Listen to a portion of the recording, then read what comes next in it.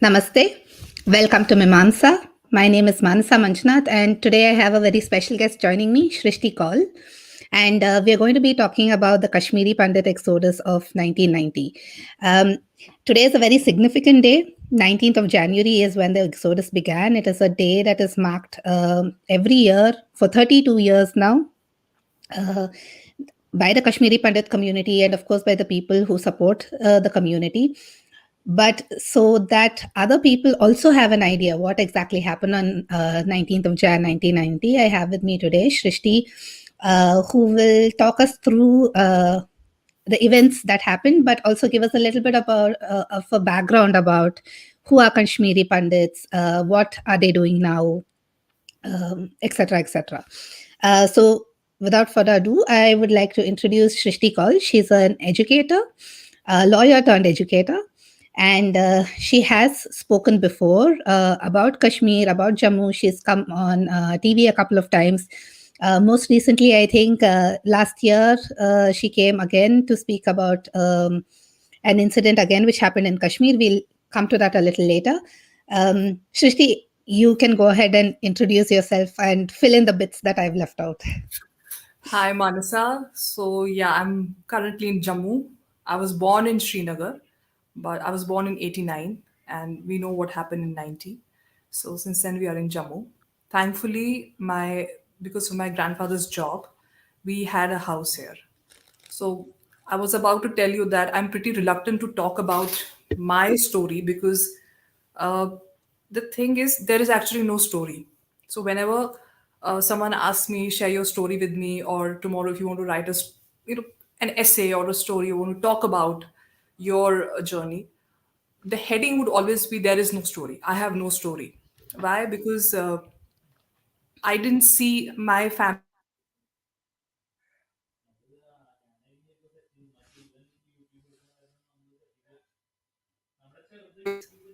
like other community members. We had a house here. My grandfather was in police that time, and we had a house here. We didn't suffer that much, but we saw what was happening around us. So my journey to what happened with my community and the realization, it started pretty late. It started pretty late. I had no clue. I had just a faint idea that we are basically from Kashmir, because as a kid I used to see my grandmother watching. So you have Doordarshan channels, various languages. So there was a 7 p.m. News. Abhi bhi ye hota hai. 7 p.m. DD Kashmir. So she would hear, even now, many Kashmiris, listen to that news. So she would listen to that news related to Kashmir. I could never understand. Like, so, as a kid, you never understand news also. And anything to do with Kashmir, I could never understand. What is going on. I remember asking her because that time we didn't have cable or we had it. It was mid 90s, I guess. And Tutu Meme serial or all these shows. I used to watch it with my grandmother.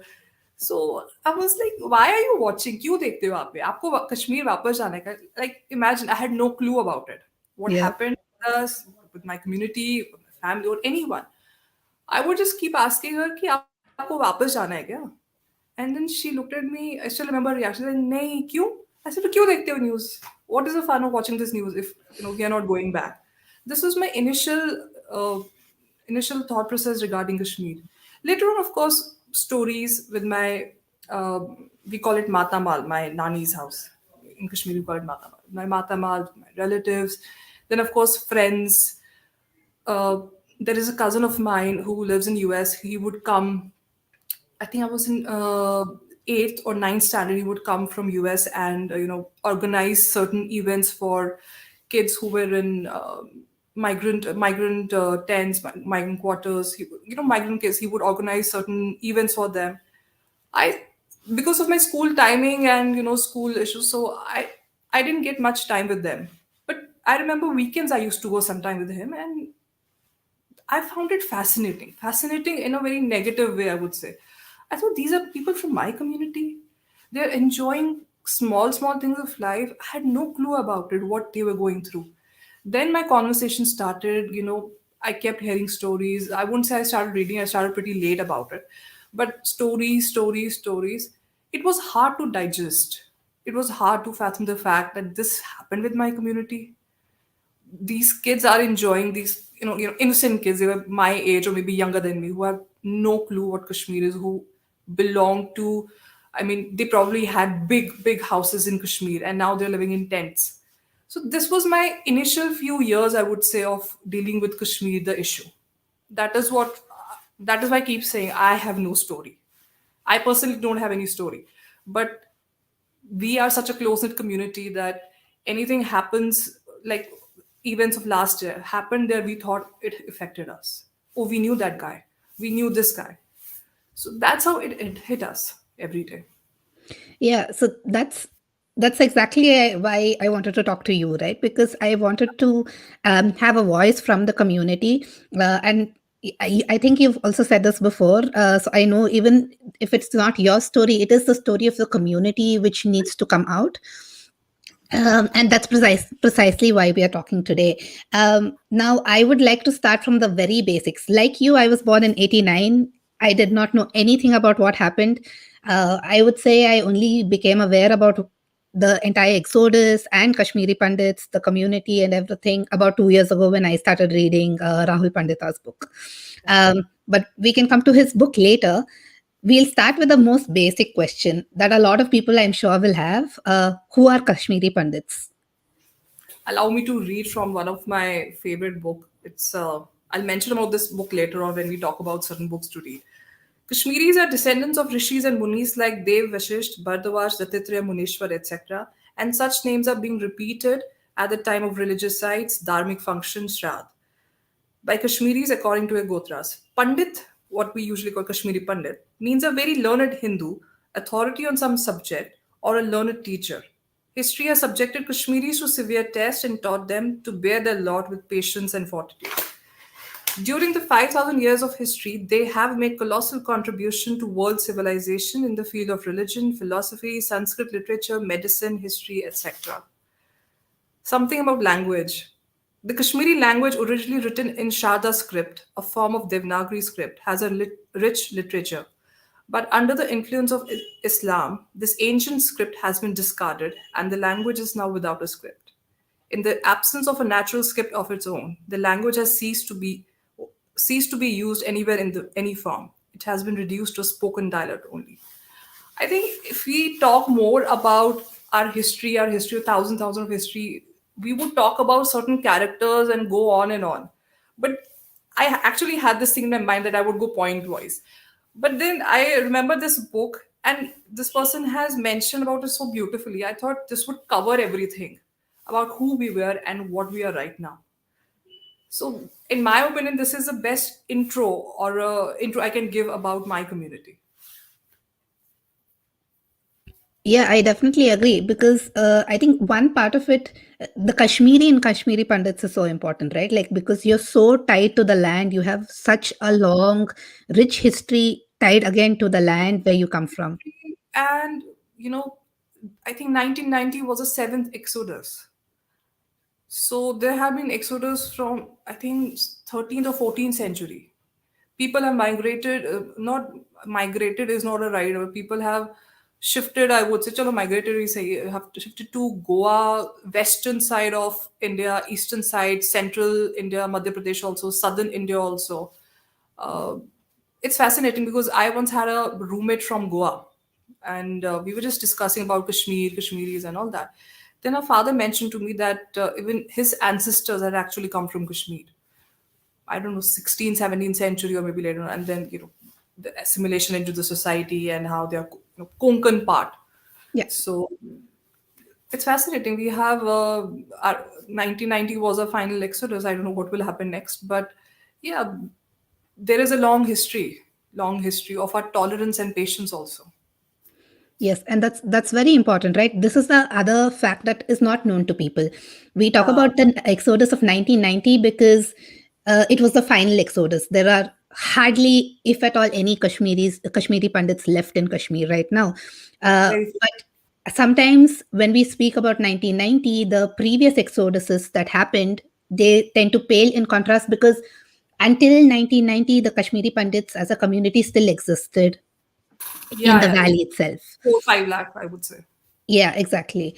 So now that we've spoken about what a long history it is and how the exodus is not a new thing for them, or the migration away from their homeland is not a new thing, but something that has been a while in the coming, uh, let's come to the final exodus, as you call it, of 1990.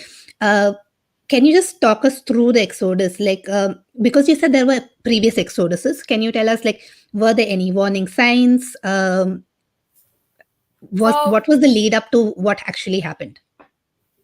if you go step by step, as Amit Shah rightly says, आप chronology समझ जाइए. I would actually say it started 1947 only. Because the acceptance of Kashmiris, when I say Kashmiris here, I would use Pandits for us and Kashmiris for them, even though we are original people. Uh, they never accepted this fact. For them, the separate identity of Kashmiri, along with this Pakistan identity, it was always there. It's not something started in 89, 90, and post 90. They have that part has also suffered. I'm not denying.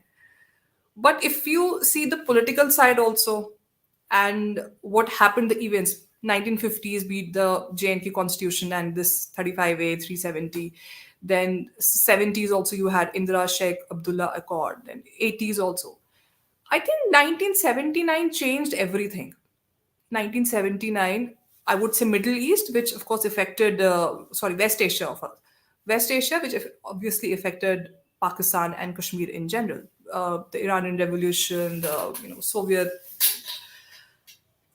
That was, I think that was the beginning. 80s, what happened? 80s started. Now I keep hearing these stories from my relatives. There were instances in 70s and 80s also where my relatives would say that our neighbors, these Muslims, he would come and say, "Are Pandit, आप क्या कर रहे हो आप घर को?" If there was some construction going on in our house, I'm just giving a small example. They would say, "क्या फायदा construction का, ये तो हमारा ही होगा एक दिन." They would give us these hints, but who would have imagined, like, if I can come outside your house, अरे मानसा ये तो क्या फायदा एक दिन मेरा? Why would you believe that?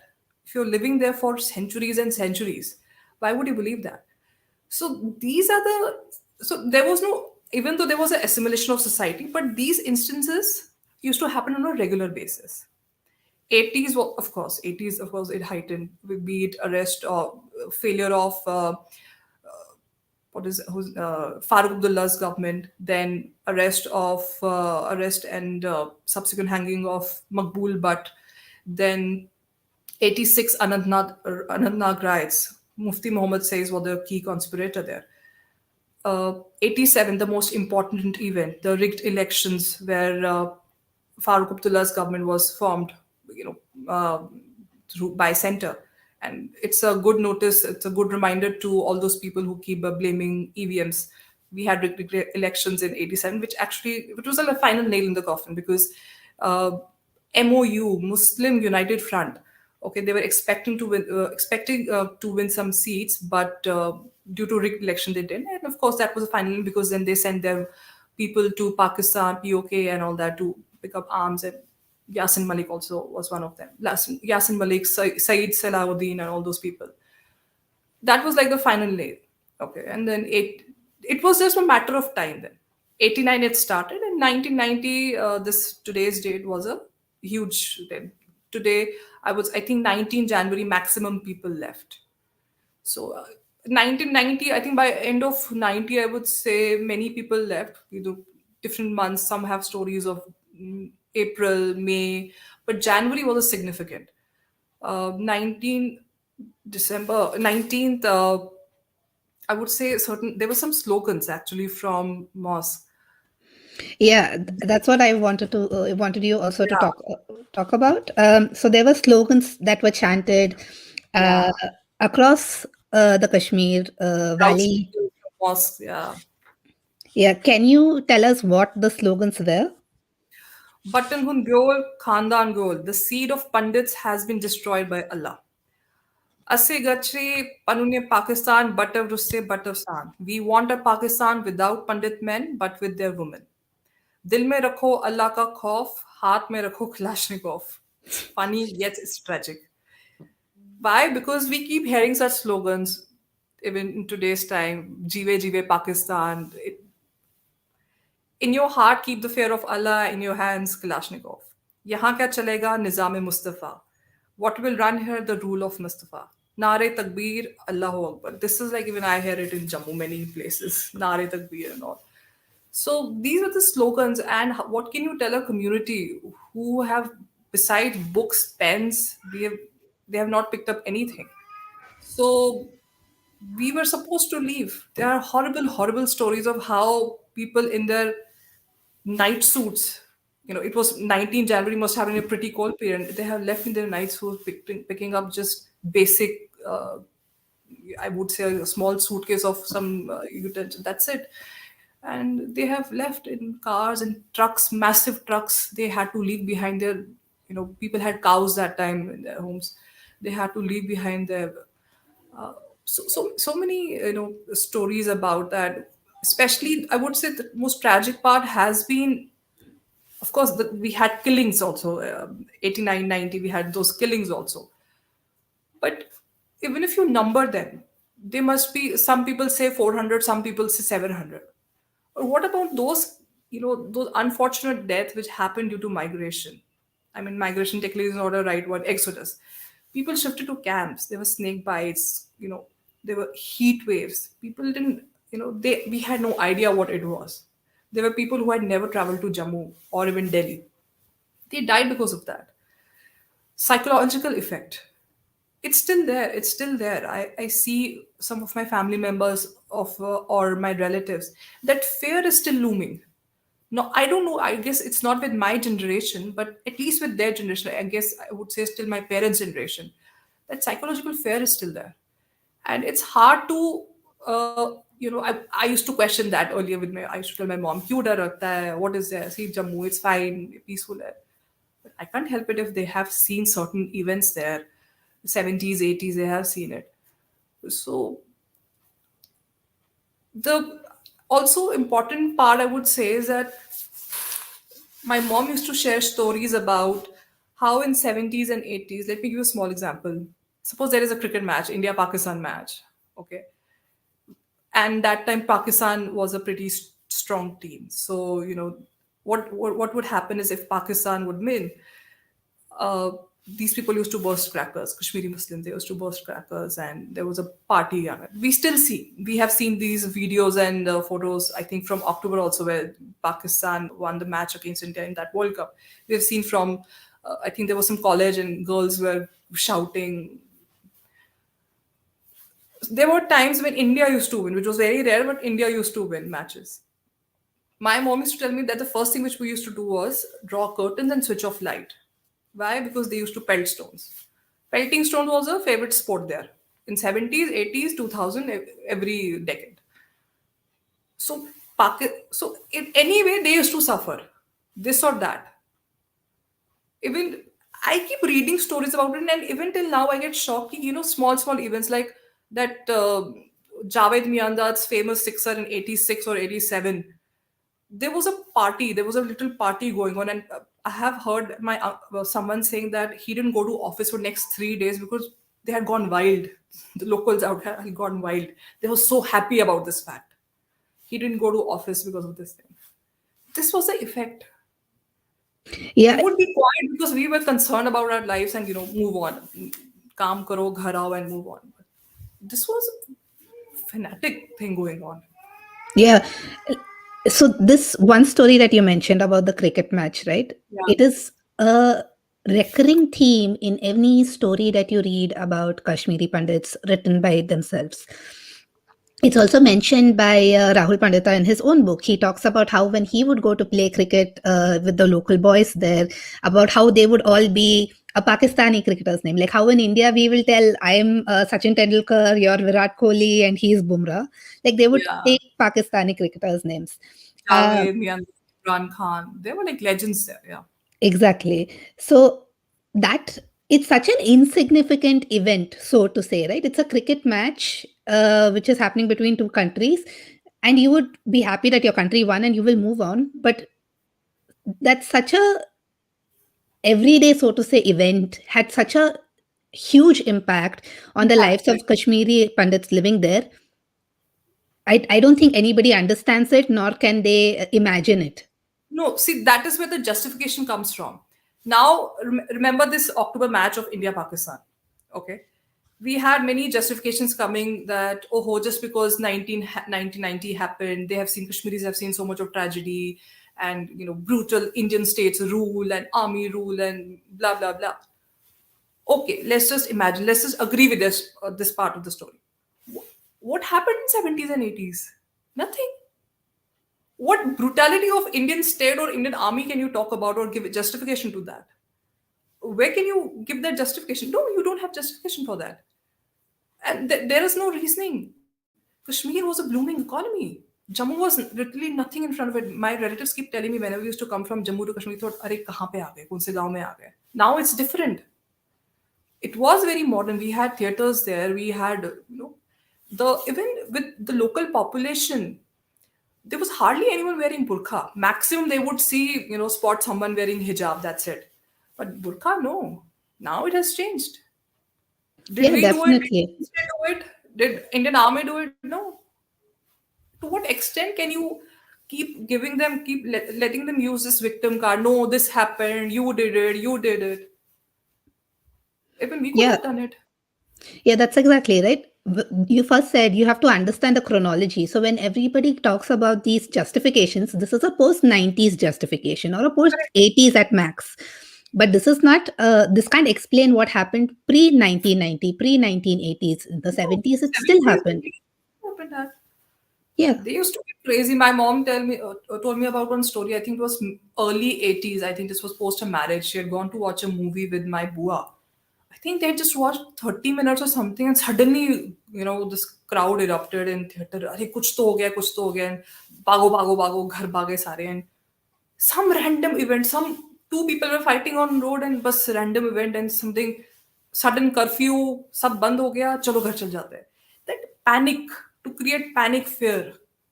These things used to happen a lot. I sometimes wonder how our parents lived there, how our, maybe, they had this thing of, ki, "Achha, chalo, ghar jana hai, kaam kamana hai." But I can't think of it here. We live so normally in Jammu, or I have lived in Delhi, Pune also. We never thought about such things. It comes across as so bizarre for us when Yes. something like this doesn't happen. And when we're talking about this constant fear that is there, and coming back to the slogans that we spoke about, one of the slogans that stood out for me when I was reading Rahul Pandita's book was, I'm going to probably butcher Kashmiri now, but it says Raliv, Chaliv, Ya Galiv. Galib, Salib, ha. Convert, die, or go back, run Or away. flee, yeah, exactly. So what are you supposed to, how are you supposed to respond? Because this is another thing, or another part of a propaganda or whitewashing or whatever you want to call it. This is something else that is told, that why did you leave? This is what everybody tells, like, why did you leave? You simply left. But when slogans like this are chanted, and when you have events like this happening every day, I would definitely fear for my life. I would leave. Of course. I would leave, and it's a question to those people who keep telling us, even now in today's time, who is stopping you? Go back. It's not easy to, pack my bag and, shift there. It's not easy. I can't change the mentality. I can't change the mentality out there. It's bizarre. It's very bizarre. These things used to happen on a daily basis. You have people, see, when we talk about going back, let's just imagine of going back. Now, there are political reasons, and then there are the main issue, the religious issue, which nobody wants to accept it. It's as simple as that. I'll talk about Kashmir में विकास चाहिए, Kashmir में jobs चाहिए, Kashmir में ये चाहिए, वो चाहिए, without even realizing the full name is Jammu and Kashmir. It has everything. Okay, Kashmir has everything. Yet that radicalization, the mentality, you can't change that fact. Government talks about rehabilitation and all that. Okay, let's talk about that later. I'm saying, let's just agree we have shifted there. Suppose thousands and thousands of Kashmiris have shifted to Kashmir.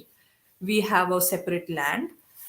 We are living there. So I always imagine a ghetto society whenever I think about, shifting. I always think about that. Security outside my place, security outside your place, if I have to meet Manasa, I would say, okay, I would take permission from my security. This is the only thing I can imagine. I can't think of normalcy there. Okay, I'm thinking, chalo, aisa bhi chalega. This is also accepted.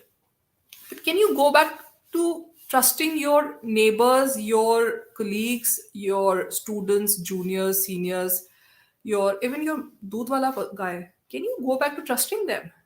Because these were the people who backstabbed us. Literally your own people. My grandmother's brother and his wife, they live in Pune, and when I was studying in Pune, they were my local guardians, so I'm very attached to them. My auntie was telling me a story. I think 2008 or 9, she went to Kashmir. I'm not sure it was for the first time or she went after I think she went after many years, post Exodus only. There she got a chance to meet her former colleague. They had invited her for lunch, for dinner or something like that. And they cried in front of her. बहुत बुरा हुआ था तब आपके साथ बहुत ये हुआ था and all that. Then she told me the story. Acha. I said, Acha, okay, because that auntie's grandson was my batchmate in college. That is also a different story. So then I said, Acha, fir aapko, what was your feeling after this? She said, Acha, feeling? She was one of the first person who backstabbed me. She was the first person who told some people ki acha nahi yahan pe Kashmiri Pandit mere saath hai. And I was shocked. I said, I can't believe her grandson is my batchmate. I hardly spoke to that guy. But this is a reality. This is a reality. So you can't change that. I can't keep, just because there are a few people on social media who would post certain, cutie with cute emojis and heart emojis, they would invite, tell us, Kashmiri Pandit sab bahut bura hua and they should come back and all that, rehabilitate. We drew, and certain section of media, they are happy, see, they are so accommodating, they are telling Kashmiris to come back. This is not the reality. 2-3 posts on social media is not a reality. Yeah, that's again something we have to talk about, and I don't think people realize this was not some militants coming over from Pakistan who led to the exodus. This was your neighbors, like you said. Sorry? Yeah, so it was your neighbors. It was people who knew every day, who let you down, who betrayed you to the terrorists. And I don't think this reality is known or even sunk in for a lot of people who talk about the Kashmir issue as if they understand everything. There is so much nuance that is missing that they do not understand or that they do not know of. And this story that you just said about your aunt and her neighbor, I think this is a story again that a lot of Kashmiri Pandits have. I have read the same kind of stories from other Kashmiri Pandits who say this exact same thing, saying that when they go to visit Kashmir, their neighbor, their colleague, their friend or whoever, they cry and they hug them and say, oh, I'm so sorry, but I'm so sorry se kya hota hai? They can't come back. You still don't have your house. There is another point to it. So I know a few of my relatives who had, they go visit Kashmir, as a tourist only. That's what we are. That's the reality of us. The Kashmiris, because our language is common, of course, we speak Kashmiri and all that. So they would talk to us, "Acha, aap apne apne ho," and all that. Someone told me ki while talking, they casually said, "Ha, aate rehna," as a tourist. So one Kashmiri Muslim said to another Kashmiri Pandit, "Aate rehna, but as a tourist." Yeah. They would welcome you there. They are very happy if you come as a tourist. And this is a reality. Many people have told me. Many people have. I think October someone went and they told me they had a really good time. And then they said, "Aate rehna, but as a tourist." Yeah, that as a tourist. Yeah, that as a tourist is the most important part of that sentence, right? Like, aate rehna, but as a tourist. You're welcome here as long as you leave. Leave, yeah. Totally. Yeah.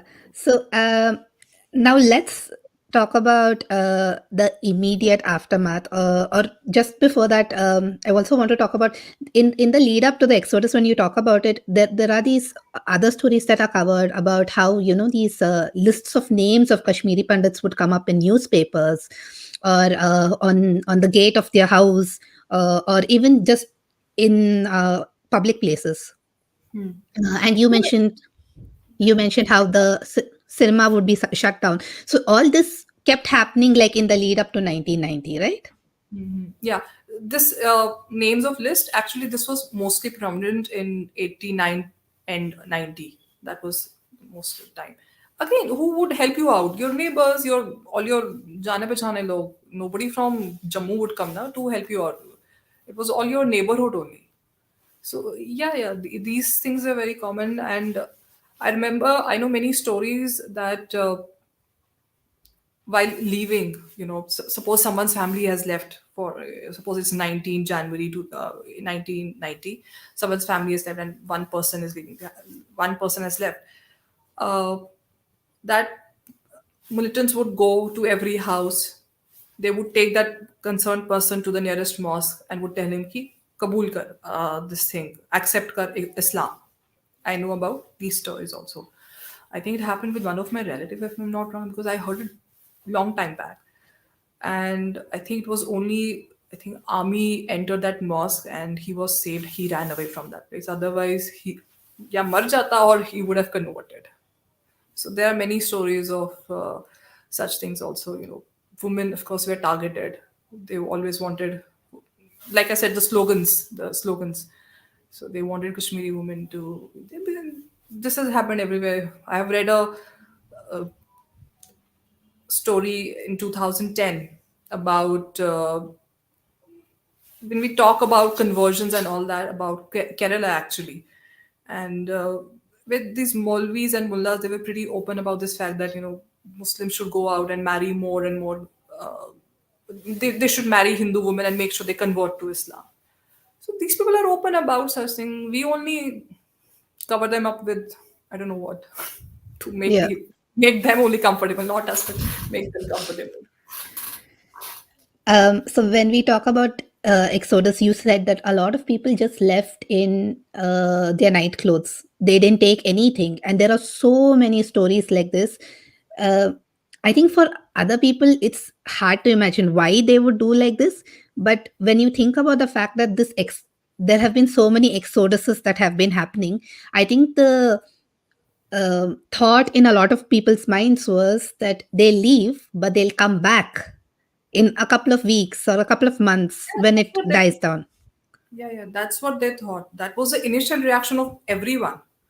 Because what I keep hearing is that these people, some of the Kashmiri Pandits, they had a chance to meet the then governor, Mr. Jagmohan, and because they actually, there is a sect of media and intellectuals, and of course Kashmiri Muslims, they blame Jagmohan for kya stupidity hai. So of course, yeah, everyone thought, maybe few months or weeks, that's it, and we would come back. But it never happened. And how people started from scratch, how people, started from, literally from zero. All those people who had lavish houses, lavish living back in Kashmir, and they had to live in such pathetic conditions. So yeah, it's a never ending turmoil for them. And the mental state also, so many people suffered the psychological effect. I i remember in late 90s or early 2000s, we used to travel in this public transport sometime. I would see Kashmiri Pandit women. Okay, I remember telling my mom once, ki, Mama, I saw some Kashmiri Pandit, because I would recognize them through this dejor. They would wear this dejor. I would recognize them that.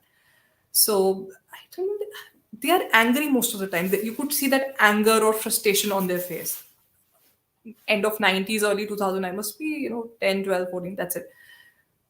That was the time I started, I would say, started hearing stories about Kashmiri Pandits. And I used to feel, क्यों auntie गुस्सा क्यों करती है unnecessary? Why would she to be frustrated in that? Then after few years, I realized that even after 10 years of Exodus, 10, 12 years, many Kashmiri Pandits were not comfortable in this scorching heat. Jammu is hot. Jammu is like Delhi only, 43, 44. That frustration of going back to a tent, that frustration of, providing food, providing good education to your kids, that then my mom told me that you could see that on your face. And now I remember faces of my relatives, for some dur ke rishtedar also I would see, some neighbors I would see. Now I remember their faces and see, okay, this was a late effect, late psychological effect on their faces. There was a pure frustration, especially in summers. You would see the pure frustration.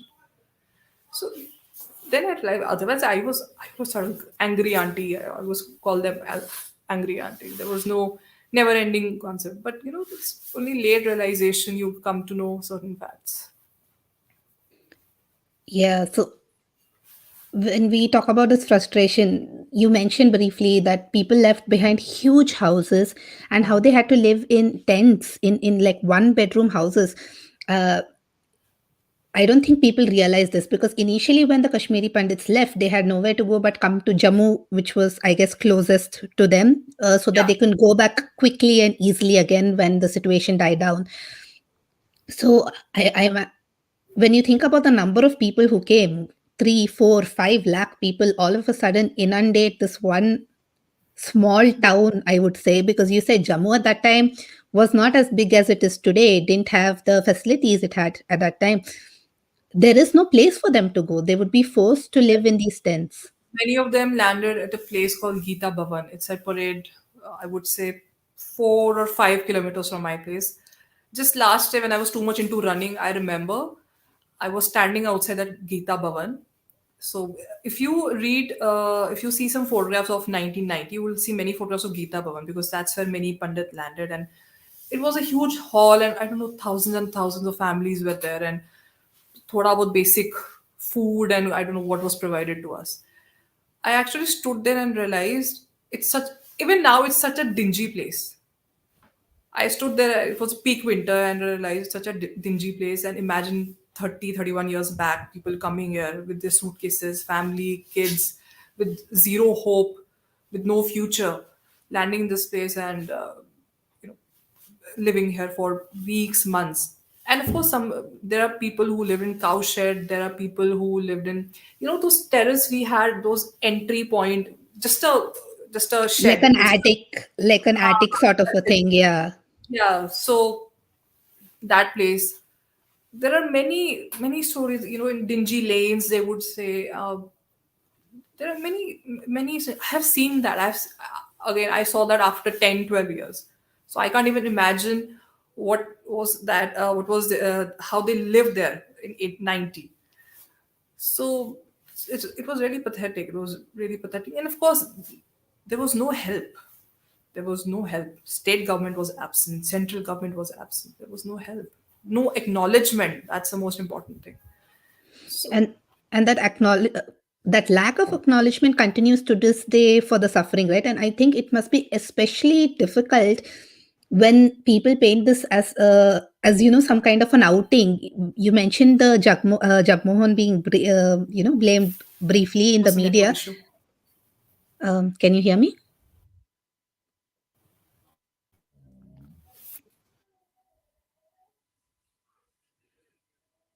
Srishti? Can you hear me? Issue. Okay, I think we're going. Ah, it's fine. Okay. Yeah, so you mentioned briefly about the Jagmohan issue, right? Like a lot of people use this Jagmohan issue and they say that Jagmohan told the Kashmiri Pandits to leave and he'll bring them back. Like it's some No, no, kind no. of a picnic that you people are going on, right? With your children and your elderly and everybody. And to imagine like entire families, 10 people families squeezed into tiny one bedroom, not even one bedroom houses, one room literally. They would share with, I don't know, hundred and thousands of families with one dupatta. They would keep one dupatta here. And Jagmohan, he was like a scapegoat. That's it. Like I said, in India, it's hard to acknowledge certain facts. It's hard to, when we talk about Kashmir issue, and when we talk about what is the solution of, is there a solution of any Kashmir issue? We'll give thousands and thousands of reasons, political reasons, economic reasons, this reason, that reason, but nobody wants to talk about the main reason. It's like Islamist jihadist, Islamist jihad, Islamist terrorism, whatever you want to call it. Until and unless you don't accept that it is a religious issue, कोई कश्मीर की समस्या solve नहीं होगी. It's as simple as that. You want to talk Yeah. about political issue? Are you telling me there was no democracy in Kashmir? I would say Jammu and Kashmir. Are you telling me there were no elections in Kashmir? Like just few minutes back, I spoke about 1947. instrument of accession. Then we had 50s 370 and 35A. Then mess created by Indira Gandhi's government, mess created by Rajiv Gandhi's government. All these so-called political solutions were led to deterioration. Yeah. They never, and of course, who can forget the great BJP and PDP coming together and forming a government? What worse can you get? You have literally tried everything in Kashmir just to appease certain section. You have tried everything. Is there a political solution? Then it would have solved everything. Literally, BJP has ruled, PDP has ruled, Congress has ruled, everyone has ruled. There has been no solution until unless you don't recognize what is a real problem. That is a religious issue. You don't want to accept there is radicalization. You don't want to accept that, literally young minds are being radicalized. Just yesterday, I watched a video. My mom actually showed it on Facebook. I thought maybe it's some fake video, but no, it's a proper video. A young girl, young baby, I think 2 years. Her father is telling her, "Hum kya chahte hain?" And she's saying, "Azadi." This is a reality. Yeah. You have 13, 14-year-old kids, I think I read this in a book also. 13, 14-year-old kids being radicalized. You have young people, 17, 18-year-old guys becoming terrorists. Of course, that Pulwama bomber also, he was hardly 18. Then you have, okay, you want to talk about, people say, "Acha nahi, na padhai likhai se economic prospect ho jayega," and people don't know. 16 or 17, there's a guy called, I don't know the terrorist name. He used to teach, he was a PhD. He used to teach in Kashmir University. I don't know the subject. He was a militant. He decided to pick up gun. Yeah. What happened then? So we are done with this issue also कि पढ़ाई लिखाई से नहीं होगा, economic prospects से नहीं होगा and all that. No, until unless you don't want to speak, and this is a problem of New Delhi. Be it 1947, be it 1980, 1992, 2021. This is a problem of New Delhi. They don't want to accept this fact. They might know it from inside, but they don't want to say it openly because फिर secularism खतरे में आ जाएगा. Yeah. So They that's don't want the appeasement policy. yeah. And you don't acknowledge that, how do you expect to solve it? Can you expect my generation at least, who opened their eyes in different cities, can you expect me to go back like this? Of course, I'll say I don't want to go back, and I don't want to go back. Yeah. Like I told, whatever I can imagine is a ghetto society with no terrorism or nothing like that. I'm saying let's just imagine there is no terrorism. Okay, got it. But can I go back trusting them? No. And I'll be very honest, I can't trust them. It's just not me. Forget my parents, my grandparents' generation. They don't want to trust back. My grandfather has never been to Kashmir. He is not interested. He hardly reads about Kashmir also. He totally disconnected himself. Can I blame him for that? No, absolutely not. So yeah, so it's like what you said, the crux of the issue is not addressed at all. We talk about truth and reconciliation, right? But everybody somehow seems to focus on the reconciliation part, saying that, "Are, go back, we will accept you, we will bring you back with open arms." But if there's no truth, yeah, exactly. Like they're doing you a favor. Like if there's no acknowledgement of the truth, the fact that radicalization is exactly the reason today Kashmiri Pandits are not in Kashmir, had to leave Kashmir, and B, cannot go back exactly because of the same reason. And when we talk about how young they are when they are radicalized, that is another story in itself, right? That is another entire conversation in itself. Radicalization topic, whenever you discuss, you should discuss, there should be separate discussion on Kashmir and then other states maybe. It's crazy. That's a very, very important point to stress on. And that I think... I'll share, the more I talk, the more I, remember stories. I was taking UPSC coaching a few years back. There was a batchmate of mine who was from Kashmir, Anantnag to be precise, and he would openly say, "मैं तो Islamabad से हूँ." Initially, I didn't understand. I thought, I don't know what he's saying. Then I realized these people openly say Islamabad. Our sarkars are in a habit of, renaming it, and these people have acknowledged it. These people openly call it, "Nahi, मैं Islamabad से हूँ." So I thought, a crackpot is in my class. Leave it. Then he would talk nonsense throughout that entire lecture, or I think brief period of 3-4 months. He would talk nonsense about Pakistan, about ISI, about this and that. We actually once told him, I was drawing a map one day. We were learning about forest area and all that. uh, so our teacher told me to color certain areas in green.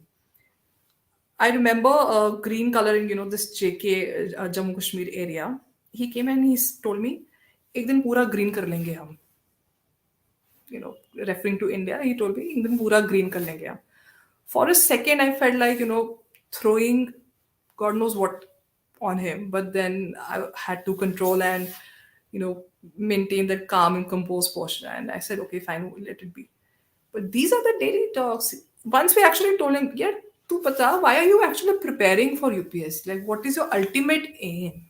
Why don't you prepare for something else which will give you direct recruitment to maybe hell or heaven?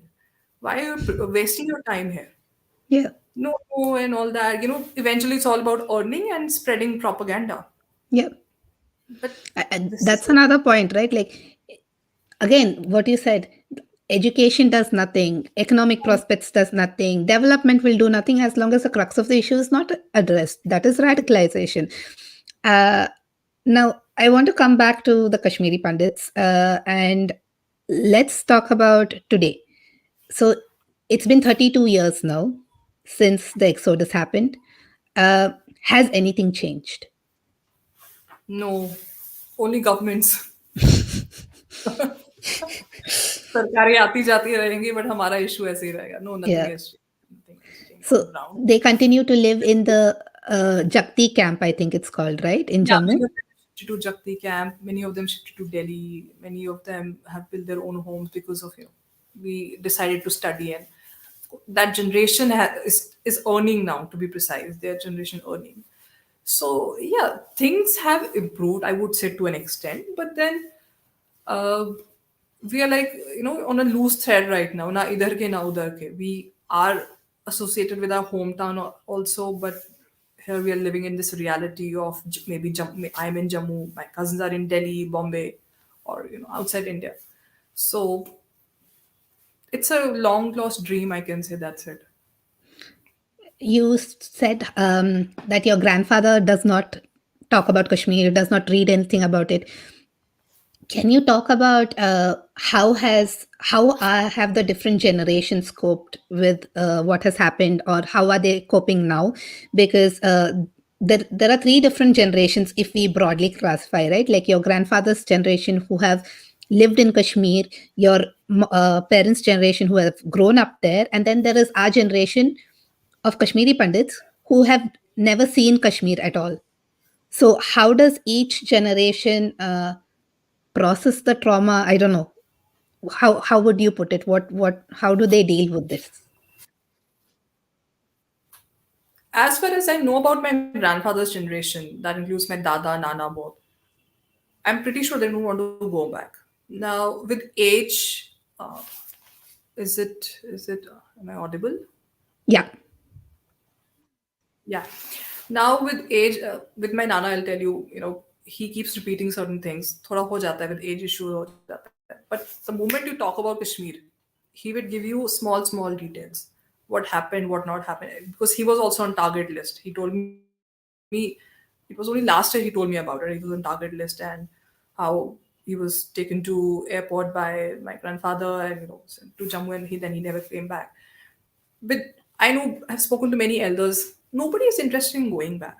They have seen 1940s, they have seen 1950s, 60s, 70s, 80s. They have not. Nothing has changed for them. Okay, with my parents' generation, I would say. With my parents' generation, I would say there are people who still hope to go back. With my mom, no. With my immediate relatives, I would say no. But I know certain people who have this hope we might go back. With my generation, uh, see, I've been to Kashmir only once, and that was in 2010. It was in summer. just Srinagar. My visit was only in Srinagar. Honestly, there was no attachment to that place. I could not connect to that place. There was zero attachment. I was in college and I kept saying, yeah, my visit to home, and all that. But now when I think about it, there was no attachment. There was only forced pressure to accept, no, this is my home. So there is no attachment to it because there is no memory. Okay. I think I have good memories in Pune and Delhi, but I have zero memory of Kashmir. So I speak to my cousins, I speak to my friends. The first question, what will we do there? We have jobs, we have families. Some of us have moved on. Again, it's a personal choice whether we want to keep it as a temporary home, summer home, winter home, whatever it is. But it is my personal decision. I don't think someone from Kashmir should decide that. A Kashmiri Pandit in Jammu, a Kashmiri Pandit in Delhi, Bombay, uh, USA, Europe, even Antarctica, wherever that person is living, he or she has that right to decide whether to go back or not. I don't think any person from Kashmir should say, no, no, you should come, you're not supposed to come, or this person should not come. Because that is what I keep hearing from all these people. No, no, this person has shifted to USA. Why will this come back? You come. You have no right to decide. You have no right to tell me whether I want to go back or not. This is my prerogative. Whether I want to buy a land or not, this is my prerogative. So there is a, I would say, mixed notion from, with every generation. With my grandparents' generation, there is no hope left because my grandfather was in police. I keep hearing he doesn't share much of the stories because of the background of Kashmir sensitive area police. He doesn't share much, but I know one story he keeps repeating, and he has repeated 2 3 times. Is how in initial years of his service he would say, Nehru is my hero. I don't want to get politics into this discussion, but just something he has told me.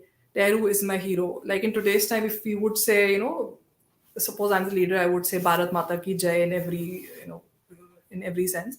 That time he would say Nehru is my hero. His friends, amongst his friends, relatives, everywhere. Now he doesn't want to even take his name because even I think these people have given up hope of what happened or how it was ruined by successive governments, by everyone. I remember him reading a few months back. He was reading part one of or volume one of Savarkar, and he was shocked. And he said that I don't know why these things were not taught to us. The same thing, the same question we keep asking ourselves: why were these things not taught to us? Or our history is so limited to certain people only. So there has been a, I won't say hatred, but a gradual change in their personality, also their outlook also. It's not that they have kept a, of course they have seen a lot, they have seen in from their time some stories from partition, then they have witnessed 1990. So there has been a change in their personality also of expecting certain things, from Nehru is my hero to accepting the current leader, that he only will solve a problem. There has been a gradual change, but psychologically more about it, there is hate. I won't deny that there is frustration. There is, you know some people are literally speechless about it. Some people are like, kitna baat kare, to what extent can we talk about it?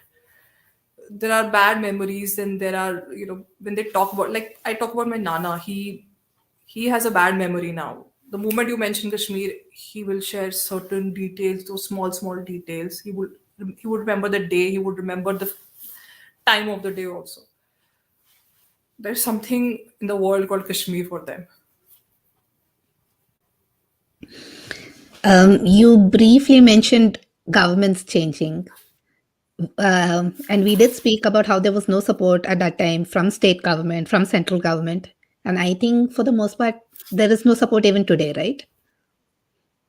Yeah, hardly. So There any are slogans, there are promises, there are. I know manifestos? your next question. Yeah, of course.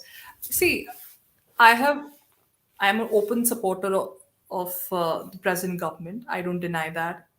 I have voted for them. I support them. I criticize them on a daily basis, which is my right. But, and I'm thankful to them for what they did on 5th and 6th August 2019. It was a long needed step. It was needed. This artificial barrier created by our artificial leaders, it had to go. I would say 2019, it started a new journey. Like, it's a base now. So we have to start climbing stairs from 19 only. Oh, yeah, that those 70, 72 years are gone. They're waste. Now we have to start. Certain things have been done. Like I said, that was such a big step that the more I talk about it, the less it is. It was needed. But the basic promise of rehabilitation, whether I go back or not, it's my prerogative. But for others who really want to go back across generations, nothing has been done.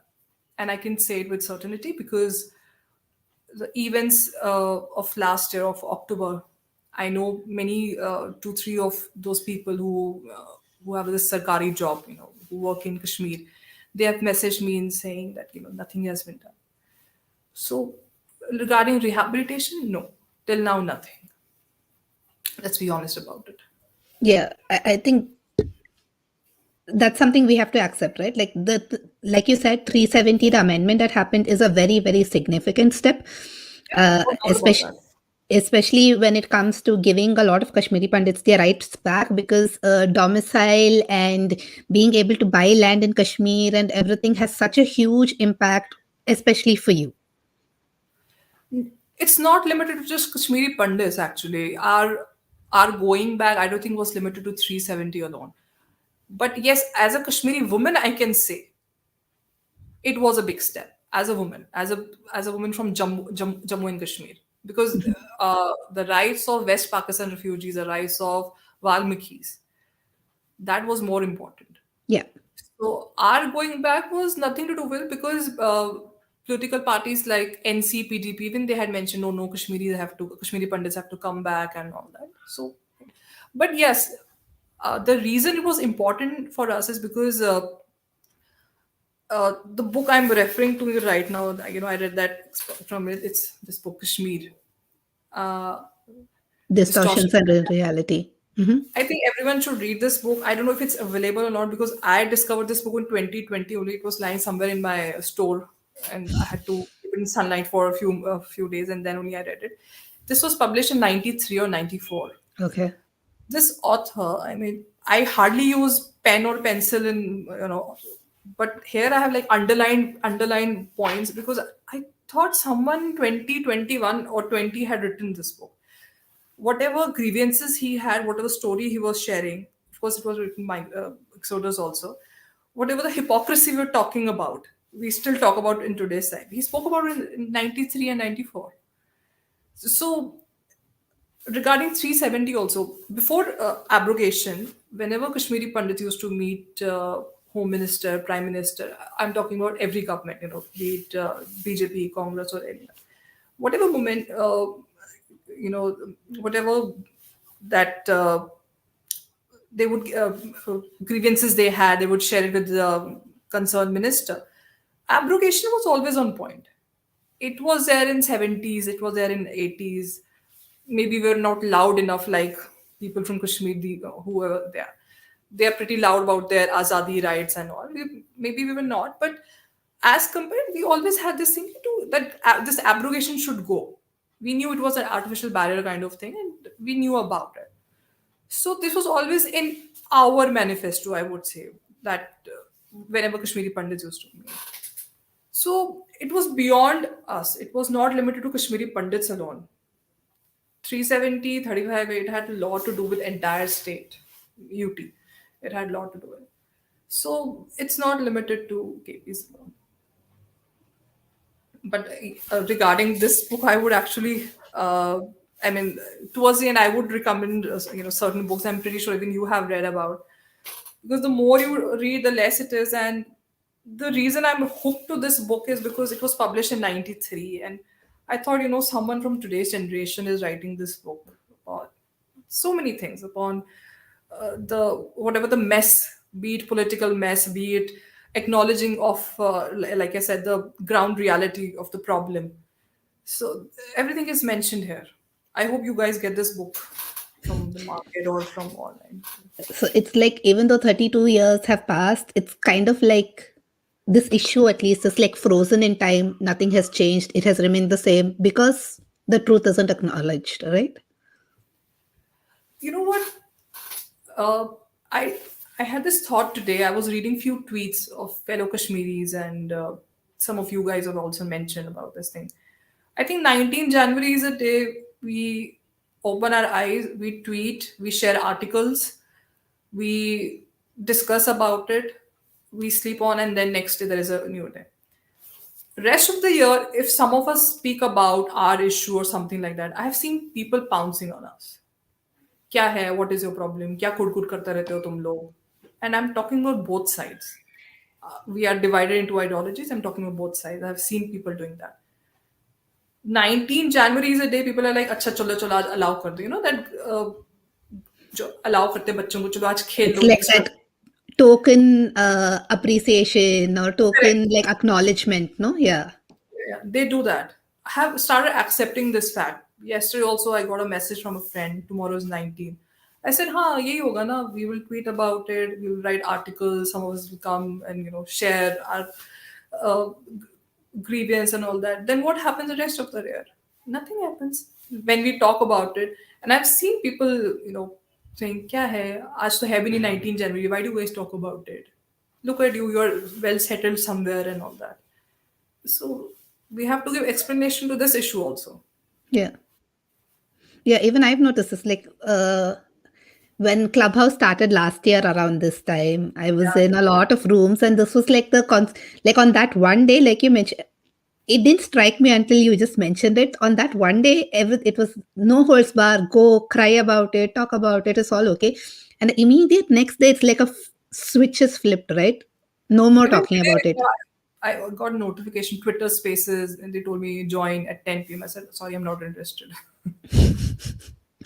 It's like a compliment कि चलो आज करना है, कर लो खत्म कर लो इसको, and then next day we'll find some other issue and do that. ठीक है, maybe we have lived like this for such a long time. We were not fancy enough to grab eyeballs. So because conflict sells, peace does not. So ठीक है, we have become like this only, and I'm happy the way we are. Not just that, right? I think like one thing that strikes me, and this is something when I've discussed with my mother, that because my mother knew about the Kashmiri Pandit exodus, when we speak about it and we speak about why there is so little awareness about it, but there is so much propaganda about Kashmiriyat, she said that, I mean, if you think about it, if you think about the families, for them at the end of the day, it came to the fact that we can keep talking about it, keep crying about it, but we have to also live our lives. We have to provide livelihood to our families. We have to make sure that our kids study, that their lives improve. And somehow in that trade-off, they made the trade-off to, I guess, not talk about their stories, but instead give their kids a better life so that they have a better future, right? Yeah. So, Yeah, that's true. We focused on better things. yeah. We didn't waste our time on picking up guns or stones or anything like that, or cry in front of camera every day. We focused on better things, and that's how we are better today. And I'm proud to say that fact. I don't need an acknowledgement from certain Twitter celebrity who would say, oh, this is a very communal statement. Let it be. Yeah. We have No, decided. I absolutely agree, because I have a couple of Kashmiri Pandit friends, and they all do so well for themselves. They carry themselves off with so much dignity in the face of so much loss, so much tragedy, so much suffering. And you have to, I'm absolutely in awe, and I have so much respect for the way you carry yourselves off. But I also at the same time think, since we are now better off, since we now do have a better life, I think now is the point when we start talking about it, when we start acknowledging these truths, when we start telling other people these truths. And that was the whole idea behind, for me at least, to talk to you. Now, when we talk about these stories, you mentioned the book that you did at the moment. Do you have any other books that you would like to share, that you would suggest to other people to read about when they want to read about Kashmir or Kashmiri Pandits and the history that is involved in all of this? I think book by Mr. Jagmohan, the famous book Frozen My Turbulence. frozen turbulence, yeah. So I think that is very important because he'll talk about, uh, he will give you a political side also about 70s, 80s. He will mention about Ladakh also there, which is very important. We tend to forget the most important part of J&K also, which I'm really happy for them that they are, cut off with us and with this mess totally, and they have got a new life. Because I remember a few pages he spoke about uh, those forced conversions in Ladakh, how they were like hardly any rights given to them, hardly anything given to them, and it's very important to read. So his book. You have read this book of Rahul Pandita, of course. Please read all books of. Please read all books of Siddhartha Gigoo, Oh, yeah. Long Dream Home. Yeah. Yeah. Acha, there are many stories. There are many stories. Once we had everything, Garden of Solitude.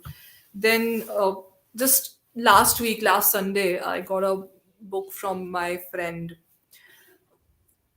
All books by Dr. Kl Chaudhary. He was a big famous doctor in Jammu. He was a Kashmiri Pandit. He passed away in November.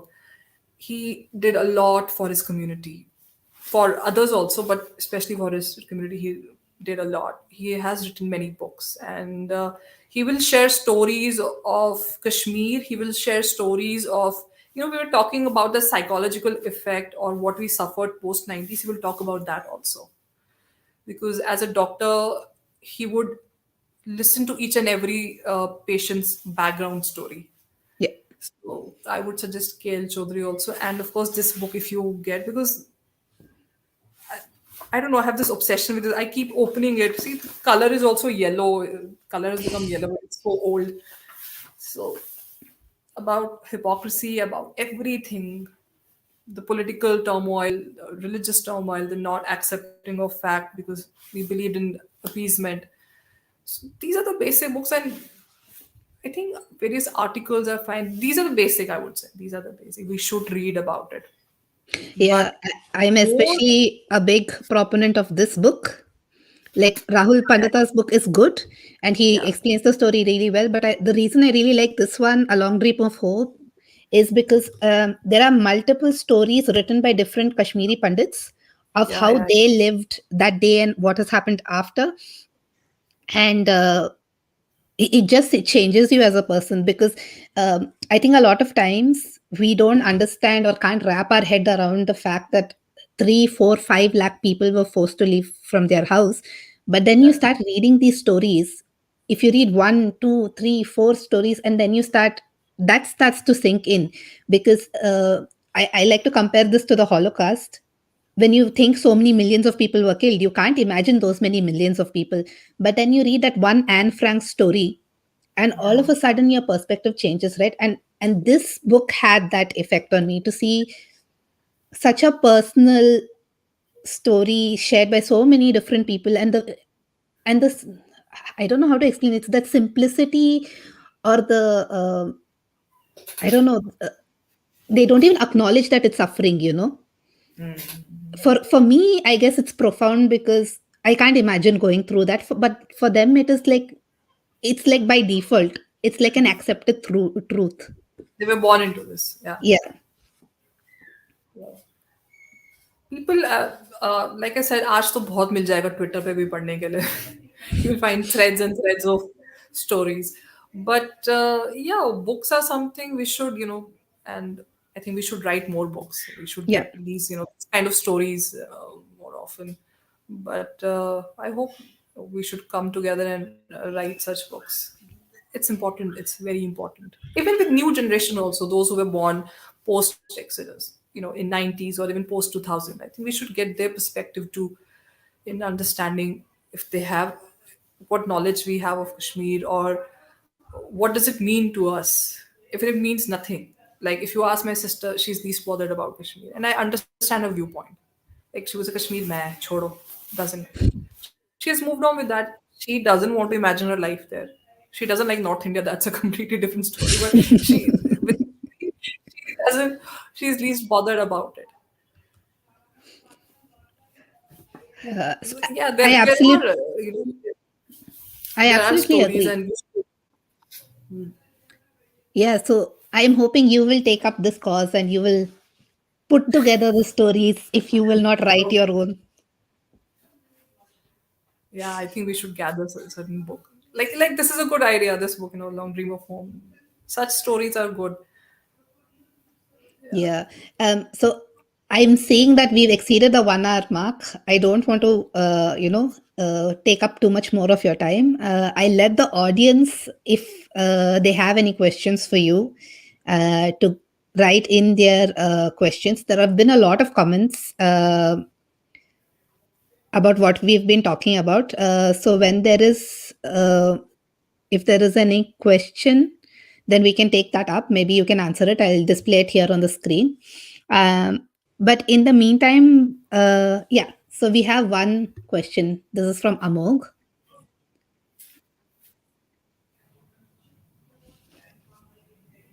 Say those that moved out of J&K with this welcoming, were any special mention made to them? Uh, Amok, do you mean the 1990 only, na? Because I know about many exodus which happened centuries back. Okay, I'm pretty sure you mean 90 only. State government, I don't know exactly. I think people from Delhi would know better because many shifted to Delhi.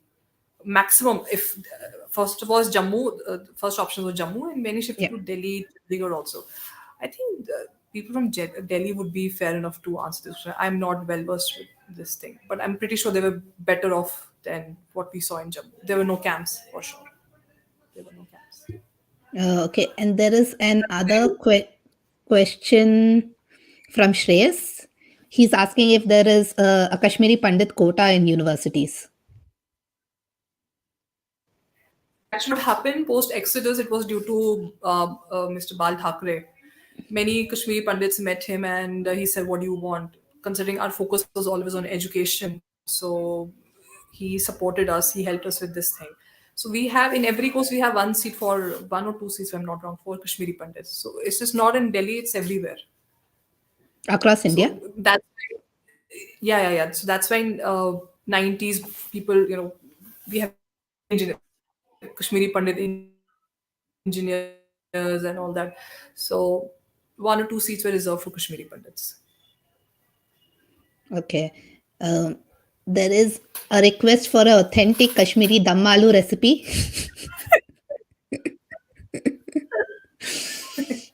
करो tweet Or के मार aloo करो dum, follow as करो this वो question बताएंगे called. आलू दम God yeah I'll share it one day. uh, and I think a very, very pertinent question by Ria.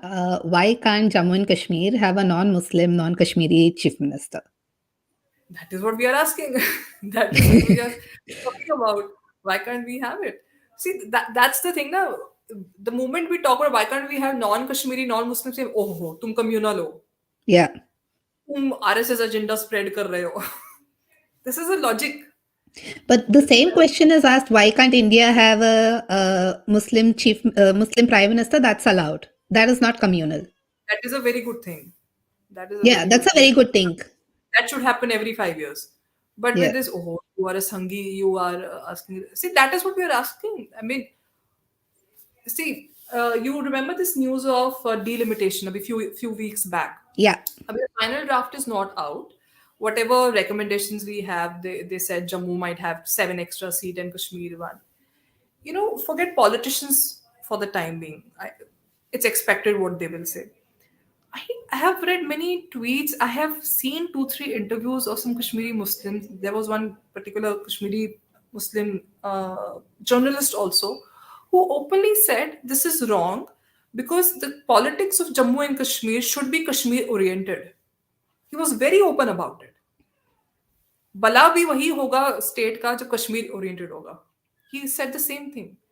You accept this or then you imagine what will happen next. Yeah. वही वही accepted है. भला तभी होगा state का जब Kashmir oriented politics रहा है. Then he would give some stupid anecdotes related to Maharaja Hari Singh. I don't know from where did he get that fake story from Maharaja Hari Singh or from this or from that. Benefit तभी रहेगा state का जब Kashmir oriented रहेगा. I am not saying go vote for BJP. I'm not saying that if seats are increased of Jammu, so suddenly BJP will come. Don't vote then. I am not saying to vote for them.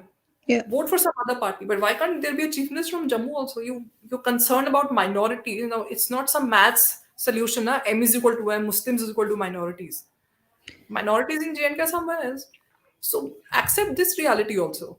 Why can't we have? Yeah, but Let the people decide.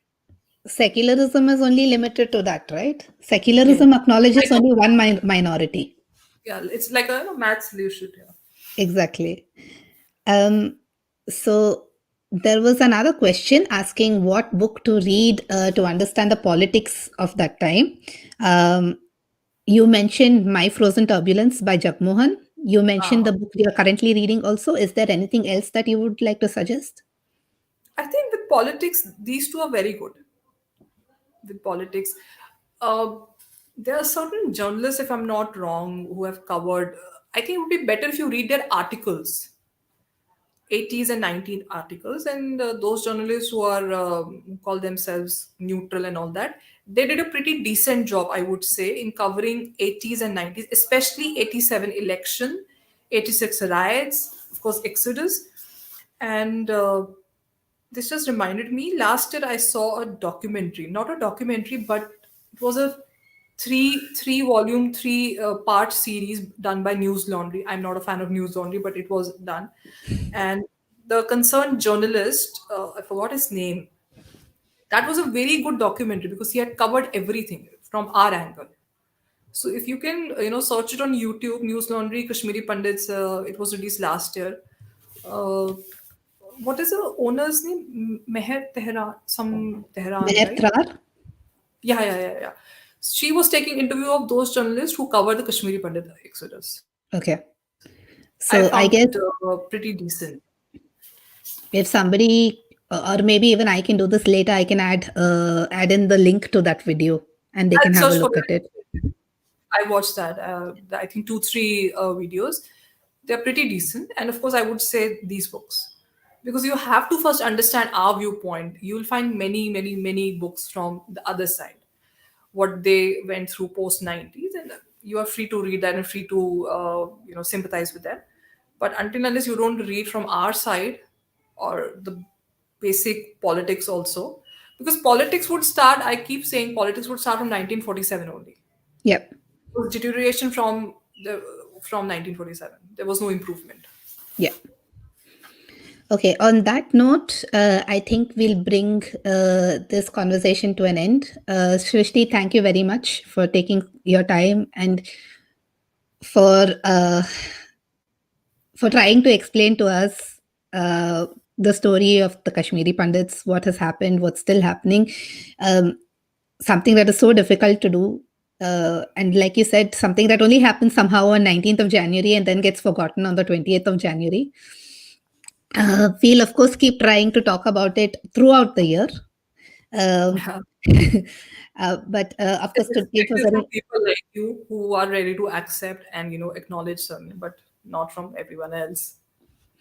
I think it's very important that we acknowledge it, right? We do talk about this on the 19th and then 20th, it is forgotten. Yeah, it is. We forget about it. Yeah. So, but I guess that is also, there's also a lesson in that we shouldn't forget that. Okay, if I don't remember about it tomorrow, but at least regularly talk about it. Now, before we end this discussion, I wanted to ask you if you wanted to say something, if you have a message, or if you want to just say anything to anybody who's watching this video. What do you want to say? Like I mentioned, keep reading about it. Keep reading about what happened to us. Don't justify other side unnecessarily. I'm not denying what happened post 90s to Kashmir also too.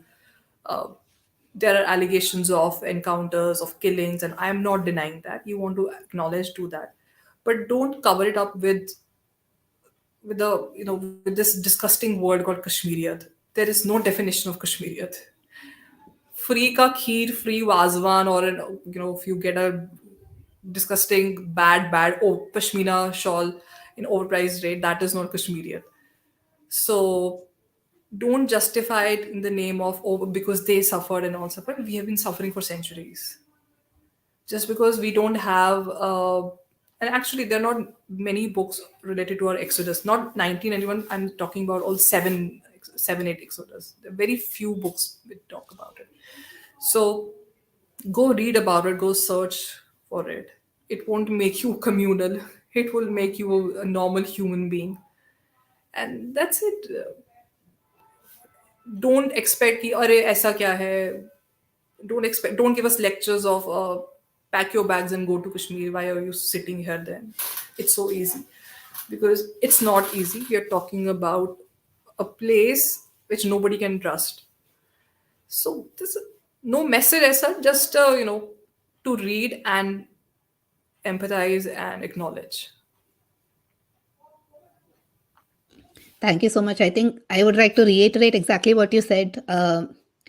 It's only because I read that I came to know about this. It was pure coincidence that I found Rahul Pandita's book. But once I read it, I made sure I went back and I found a couple of other books that I could read. That's how I found A Long Dream of Home. Please read whatever literature you can lay your hands on when it comes to Kashmiri Pandits. Listen to the interview that Srishti just spoke about. I will definitely add a link in the description. I will also mention all the books that we've talked about in the description. So if you ever need to read about it, you have a ready resource available. And from my side, Srishti, thank you so much again for taking the time, for talking to us about everything that has happened. I'm sure it's a very difficult conversation for you. It's easy for us to ask you questions. It's easy for me to ask you questions. But to talk about something that has impacted your entire community in such a huge way, that continues to impact your community in such a huge way, is a very difficult thing to do. And I'm a big admirer of yours for being able to do that, for having the strength, the guts, and the courage to speak about it so openly. Because we all know what are the risks involved. We all know how difficult it is. We all know how dangerous it is. So thank you for that. And I hope I can have more such conversations, not just with you, but with anybody else who wants to talk about Kashmiri Pandits. I will be more than happy to provide the small platform that I have. And on this note, I'll end the podcast today. Thank you so much for joining us. Until next time. Bye. Bye.